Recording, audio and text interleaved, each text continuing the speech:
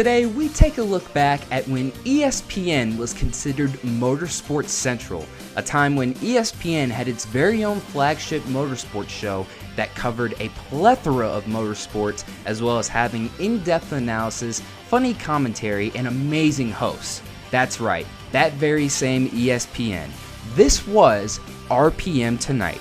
RPM2Night was ESPN's flagship motorsports show that aired in the late 90s up until the early 2000s. Kenny Mayne, who still works at ESPN to this day, was one of the show's first ever hosts. This took place during a time when motorsports popularity was through the roof. It hit insane numbers that were unimaginable 20 to 30 years prior. RPM2Night's format was pretty simple. It aired on ESPN and ESPN2 for 30 minutes, giving you all the highlights, analysis, and behind-the-scenes features from the world of auto racing. It started from Daytona Speed Weeks in February to the end of the racing season in November. It aired on weeknights from Charlotte at 7 p.m. Eastern Time and on weekends from Bristol, Connecticut at 9 p.m. Eastern Time. The most notable motorsports the show covered ranged from NASCAR, Formula One, IndyCar, kart, and as well as drag racing. The in-depth analysis and coverage was something to behold, and something I think motorsports coverage is missing today. There's not one show out there that covers a plethora of every single motorsport you can think of. At the time, RPM2Night was truly the greatest motorsports show you could watch at that time. The show had a way of keeping it really fun, yet staying serious at the same time. Every night you can count on something being on there. The hosts ranged from John Kernan, Marlo Klein, Reese Davis, and the one and only Whit Watson.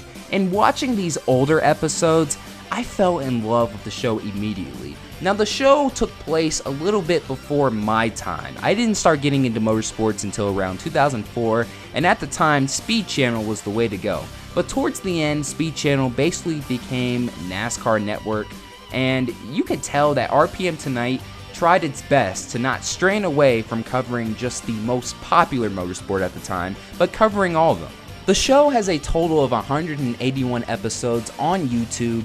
The link to the playlist is down in the description below if you want to watch some of these. I highly suggest you do. Now, you're probably asking, Darian, why in the hell would I want to watch some old motorsports show clips about news topics that are basically long gone? Well, simple, for history preservance.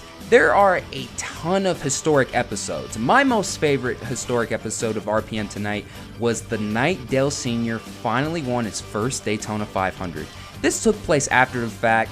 Reese Davis was hosting, as well as Bill Weber doing an in-depth interview with Dale Sr. after his first and only Daytona 500 win. RPM2Night was the flagship show for a long time, but unfortunately, heading into the new millennium, that was all about to change. With NASCAR striking a brand new television deal for 2001 with Fox, TNT, and NBC, it meant that CBS, TNN, and ESPN were out in the cold. And to make matters worse, NASCAR told ESPN they can only show highlights of their races on only two programs, ESPN's flagship show SportsCenter and ESPN News. RPM2Night was not permitted to show any highlights and was forced to show still photographs instead. And if you think that is bad, it gets way worse.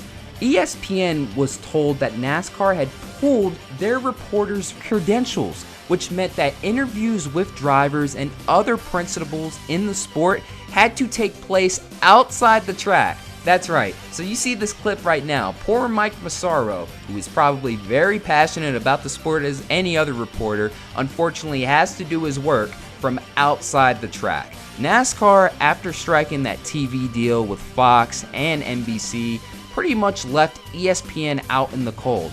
And this could be the real reason why ESPN stopped giving a crap about motorsports. This was the start of it. ESPN helped build up NASCAR's profile in the 80s and 90s, and once a brand new television deal was struck, NASCAR just straight up said, no, we're finished here. And ESPN understandably had some hard feelings about that. Other interviews had to take place in certain teams' race shops, as well as drivers' motor coaches, outside the track, and in outside parking lots.